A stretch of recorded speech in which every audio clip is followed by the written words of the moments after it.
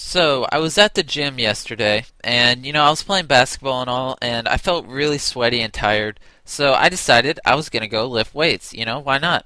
So, I'm in the weight room, in the corner with my 25, 30-pound dumbbells, minding my own business, and all of a sudden, this huge bodybuilder's like, "Hey, can you spot me?" And so, out of first instinct, I'm like, "Yeah, sure, why not?"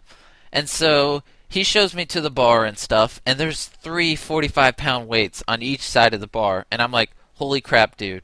And in my mind, I was like, dude, if you can't lift this, I can't do anything to help you.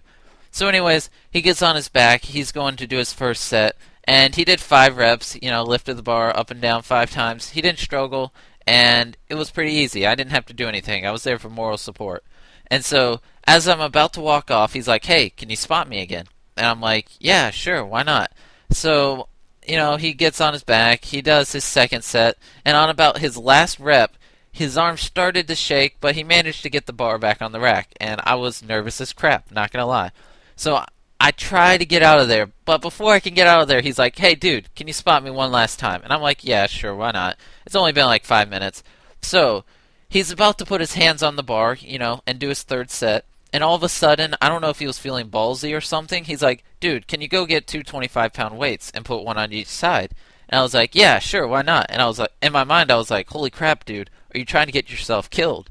So I go grab two 25-pound weights, put one on each side, and then, you know, he lays on his back. He's going to do his third set, all's normal.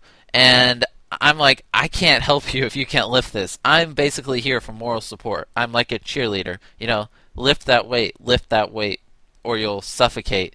So, anyways, he's going to do his third set. He lifts the bar off the rack. He didn't really struggle, and he does his first pump. He did his second pump, and around his fourth pump, he's bringing the bar down, and his arms start shaking. So immediately, I start lifting with all my might, and the truth of the matter is, the bar was stuck on his chest. He was pushing as hard as he could. I was lifting the bar as hard as I could, but that only relieved like 30 pounds of pressure. And so this guy was walking by. He's like, "Do you guys need help?" And I was like, "Yes." And so between the three of us, we managed to lift the bar and put it back on the rack. And I was like, "Holy crap!" And I immediately started walking away. And he's like, "Thanks, man." And I was like, "Yeah, you're welcome for whatever I did." So I managed to walk away in shame, and I felt really embarrassed. But he lived. He didn't die or anything, so it ended well. So, anyways, I don't know if you can get a lesson out of this story, but if you're a bodybuilder, don't ask the skinniest and scrawniest person in the room to spot you.